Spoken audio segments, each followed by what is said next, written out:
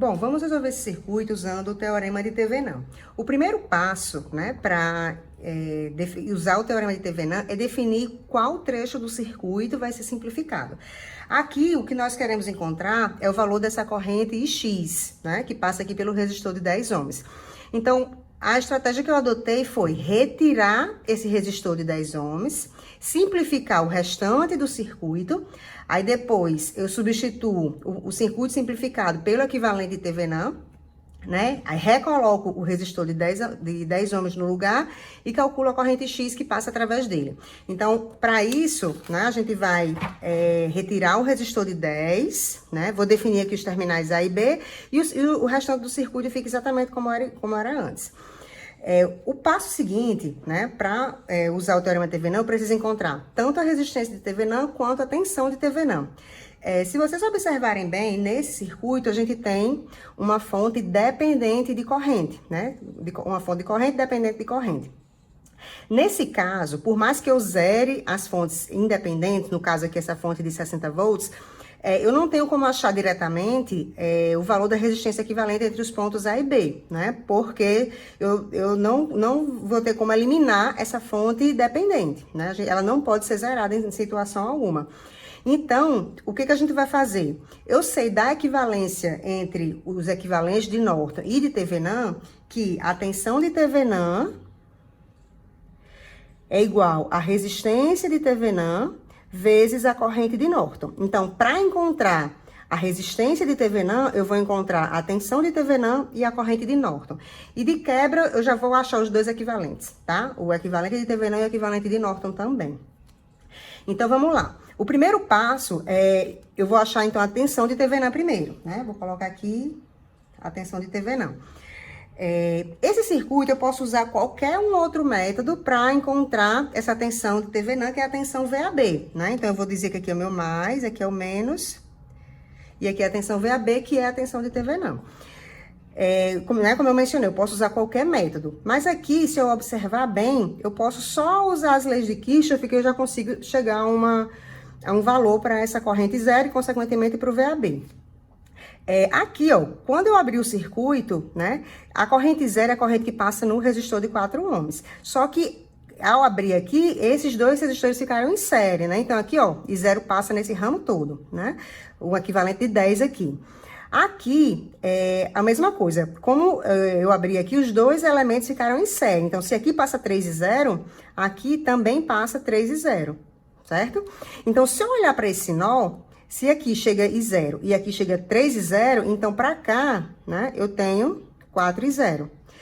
Dessa forma, eu posso percorrer a malha mais externa, né, que eu vou ter o valor de 0, tá? Então, eu vou percorrer no sentido anti-horário, vou começar aqui da fonte de 60 volts, tá? Então, vai ficar 60, né, porque eu vou passar aqui da direita para a esquerda, vou aumentar o potencial. Aí, aqui, quando eu descer, vai ficar mais 10 e 0. Quando eu subir aqui, vai ficar mais 8, que é o resistor, e a corrente vale 4 e 0. Isso igual a 0 porque eu fechei a malha. Com isso, eu consigo encontrar o valor de 0, né? Eu organizando aqui, né? Então, eu vou ficar com 60, que é igual a menos 42 e 0. Então, meu I0 vai ficar igual a menos 60 por 42, que vai ficar igual a menos 30 sobre 21. Eu vou deixar sobre a forma de fração para não ir acumulando erros de simplificação, tá? Mas quem quiser já ir substituindo, não tem problema algum. Bom, achando o I0, o que eu vou fazer agora é encontrar o VAB, tá? Se eu passar por essa malha aqui, ó, né, para achar o VAB, eu vou dizer que VAB menos 4 e 0, menos 60, mais 2 vezes 3 e 0 igual a 0. Eu vou fechar essa malha aqui, englobando o VAB. Então, eu tenho, ó, que VAB, também percorrendo nesse sentido, tá? Percorrendo, aliás, nesse sentido. Então, vai ficar VAB menos 4 e 0, né, subindo aqui, aí menos 60. Descendo aqui, vai ficar mais 2 vezes 3 e 0, né? Que é igual a 0. Substituindo aqui o VAB, né? Eu vou ficar, né? Que o VAB é igual a 60 menos 2 e 0, tá? Então, vai ficar 60. Como o I0 é negativo, né? Então, esse menos já vai ficar mais. Então, vai ficar mais 2 vezes 30 sobre 21. Isso vai dar 1.320 sobre 21 volts. Então, esse é o valor de VAB, né? Que é igual o V de Thevenin. Bom, já encontramos o V de Thevenin, né, que deu 1.320 sobre 21, e agora a gente vai encontrar a corrente de Norton, né, para quando a gente tiver a corrente de Norton, poder achar a resistência de Thevenin. A corrente de Norton eu vou achar como? Eu vou curto-circuitar os terminais AB, né, dos quais eu retirei o elemento onde eu quero achar os parâmetros sobre ele. Então, de novo, aqui eu posso usar qualquer método para fazer essa análise, mas eu também posso usar, a exemplo da tensão de Thevenin, que a gente só usou as leis de Kirchhoff, aqui também a gente consegue fazer isso, tá?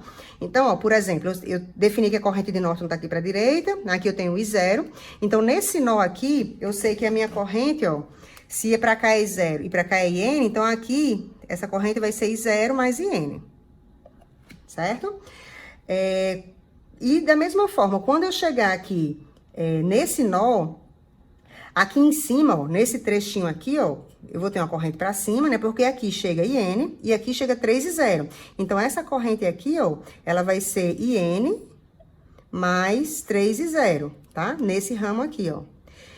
E quando eu olhar aqui para esse nó, aqui chega I0 e aqui chega IN mais 3 e 0. Então, nesse ramo aqui, vem para baixo o IN mais 4 e 0.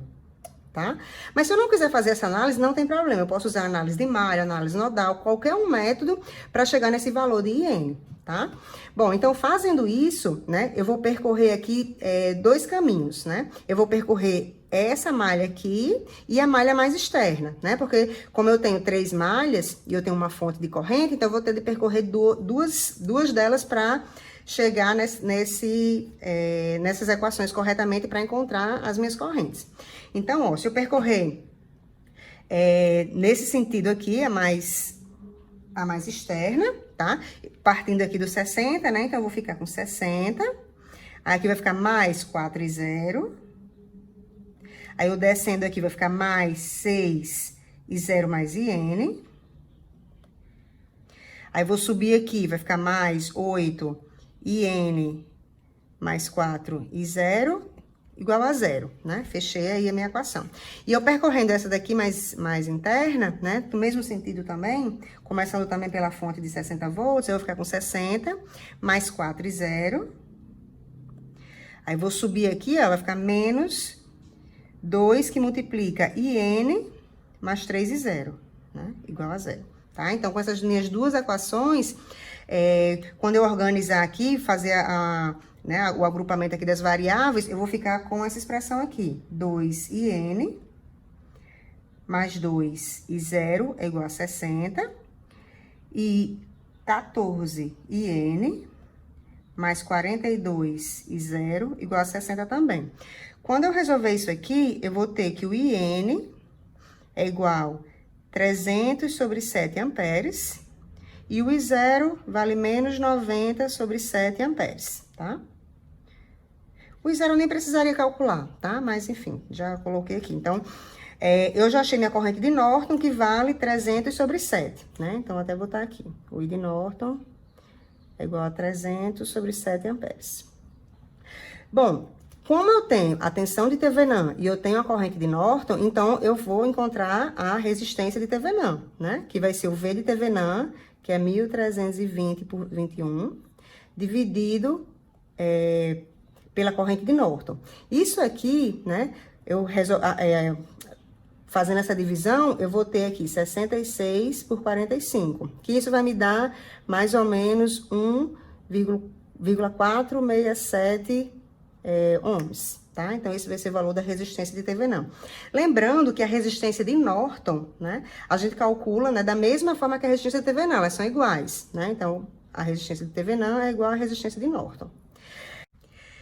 Bom, para encontrar o equivalente de Thevenin, né, eu vou precisar da tensão de Thevenin e da resistência de Thevenin. Então, eu vou ter que colocar em série, né, a minha tensão de Thevenin, a minha resistência de Thevenin e vou substituir pelo trecho do circuito que eu simplifiquei, que seria o terminal A e o terminal B, né? Lembrando que a gente, ó, abriu aqui, né? Tirou esse resistor de 10, eu chamei esse lado de terminal A e esse lado de terminal B.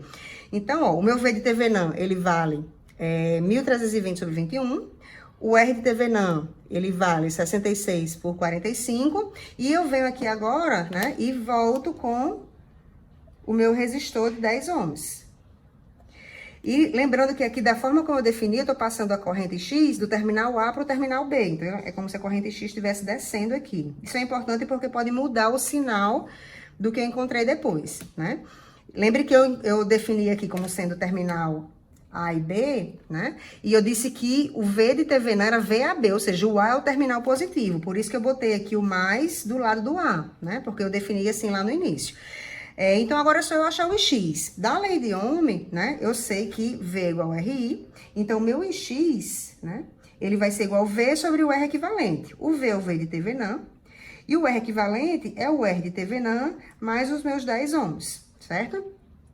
Então, isso aqui vai ficar, o V de Thevenin é 1.320 dividido por 21, o R de Thevenin é 66 por 45, mais 10. Quando eu organizar isso aqui, né, isso vai me dar 59.400 por 10.836, né, que isso vai me dar mais ou menos 5,5 amperes, tá? Então, esse é o valor da corrente X, que é a resposta final. Já se eu quisesse encontrar também o equivalente de Norton, eu tenho duas formas de fazer, né? O equivalente de Norton, uma vez eu conhecendo o equivalente de Thevenin, eu posso usar essa relação, né, para migrar, né? Ou seja, se eu tenho uma tensão em série com resistor, eu posso uma fonte de tensão em série com resistor, eu posso transformar isso numa fonte de corrente em paralelo com esse mesmo resistor, que é justamente o equivalente de Norton, né? Então, digamos que eu tivesse feito esse problema sem precisar encontrar a corrente de Norton. Eu poderia achá-la partindo do equivalente de Thevenin, né? É isso que eu tô querendo dizer, certo? Mas eu precisei achar tudo, né? Eu optei por essa opção, resolver dessa forma esse problema, né? Então, eu encontrei a tensão de Thevenin e a corrente de Norton, já posso obter o equivalente diretamente, tá? Então, vamos escrever aqui o equivalente de Norton. Certo? O equivalente de Norton, ele é uma fonte de corrente, né, em paralelo com a resistência de Norton, que tem o mesmo valor da resistência de Thevenin. Note que aqui, ó, eu desenhei a fonte para cima, por quê? Quando eu fiz o equivalente, para encontrar o equivalente de Norton, eu botei a corrente de Norton de A para B, ou seja, ela passando do A para o B na carga. Então, aqui ela tem que estar para cima para que ela desça aqui do A para o B, né? Igual eu defini lá quando eu fui encontrar esse parâmetro aí, tá? Então, aqui é a minha resistência de Norton e aqui é a minha corrente de Norton. Aí eu venho aqui no equivalente e insiro o resistor que eu tinha retirado de 10 ohms, né? Lembrando que o X também passa de A para B. Então, vou ter de achar essa corrente aí. Aqui eu tenho mais de uma forma de fazer, né? Mas o mais simples seria eu usar o divisor de corrente, né? Porque eu conheço essa corrente e quero achar essa, né? Então, ó, o divisor de corrente me diz o seguinte, que o Ix, né, que é o que eu quero achar, vai ser igual ao outro resistor, a resistência de Norton, que é a resistência de Thevenin, dividido pela soma dos dois, mais 10, vezes a corrente que está se dividindo, né?